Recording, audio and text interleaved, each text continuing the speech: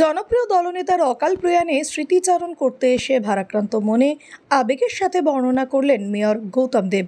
কৃষ্ণ একটা খুবই সম্মানয় এবং খুবই আমাদের কাছে একজন অপরিহার্য লিডারশিপ ছিল।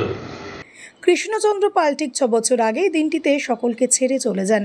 স্বর্গীয় কৃষ্ণচন্দ্র পাল 23 নম্বর ওয়ার্ডের পুরপিতা সহ সূর্য সেন মহাবিদ্যালয়ের পরিচালন সমিতির সভাপতি ছিলেন। এছাড়াও তিনি ছিলেন সকলের প্রিয় জননেতা। জননেতার প্রয়াণ দিবসে সকলে মাইকেল মধুসূদন বিদ্যাপীঠের পাশে তার মূর্তিতে শ্রদ্ধা জানাতে মিলিত হন। অনুষ্ঠানে যোগ দিতে এসে আবেগে ভাসেন তার দীর্ঘদিনের সহযোদ্ধা মেয়র গৌতম দেব, ডেপুটি মেয়র অঞ্জন সরকার সহ পাপিয়া ঘোষ, প্রতুল চক্রবর্তী, বর্তমান ওয়ার্ডের পুরমাতা লক্ষ্মী পাল। সকলেই প্রথমে মূর্তিতে ফুল দিয়ে শ্রদ্ধা নিবেদন করার পাশাপাশি সকলের মধ্যে খিচুড়ি পরিবেশনও করেন। কৃষ্ণ পালকে শ্রদ্ধা নিবেদন করতে এসে মেয়র গৌতম দেব আবেগে ভেসে তার স্মৃতিচারণ করেন।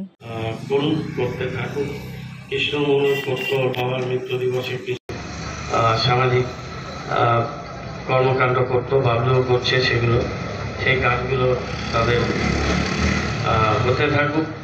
আমার খালি একটাই খুব দুঃখ লাগে যে কৃষ্ণ অ্যাডমিনিস্ট্রেটিভ জায়গায় যেটা ও যেতে পারত সেটা সময় পাওয়া গেল না। কারণ পুরসভায় 15 সালে আমরা হেরে গেলাম। তারপরে যখন আবার হলো ইলেকশন তখন কৃষ্ণ ছিল না। তার আগে বিভিন্ন সময়ে বিভিন্ন জায়গাতে কোথাও সুযোগ দেওয়া গেছে, অনেক জায়গায় সুযোগ পায়নি।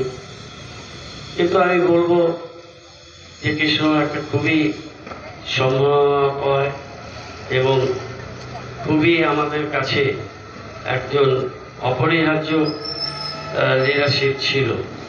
কাজ করার ফাঁকে এখনো মাঝে মধ্যে এত ঘনিষ্ঠভাবে আমার সাথে কাজ করেছে। একেবারেই গ্রাম থেকে এসেছিল, আলিপুরদুয়ারের সরল সাদাসিধে ছিল ও, সদানন্দ, তারপর জয়ন্ত বড়া এক ক্লাস জুনিয়র ছিল, তারপরে সুব্রত, দীনেশ, ওদের উপরে ছিল কুন্তল। এই যে এক ঝাঁক ছাত্রনেতা তখন বিচরণ করত। প্রচুর মারধর, প্রচুর কলেজে সবার সাথে লড়াই, অনেক সংগ্রাম।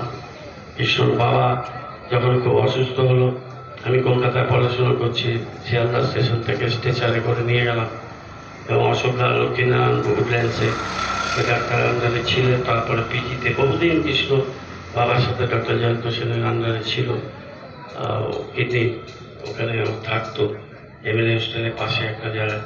আমি ওকে দেখেছি কৃষ্ণকে, যে নানা বাধা বিপত্তির মধ্যে দেশ স্ট্রাগল করে ওঠা, একটা উজ্জ্বল ভবিষ্যতের দিশারি ছিল। কিন্তু ওর কতই বা বয়স হয়েছিল, আজকে থেকে 6 বছর আগে। হয়তো 50 হয়েছিল কি হয়নি, এরকম হবে।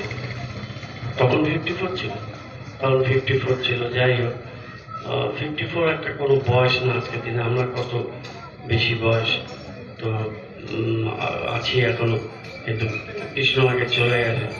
ওর প্রতি, ওদের পরিবারের প্রতি এবং গ্রামের এবং শিলিগুড়ির মানুষ যারা ওকে ভালোবাসে তাদের সবার হয়ে কৃষ্ণ স্মৃতিতে আমি আমার বিনম্র শ্রদ্ধা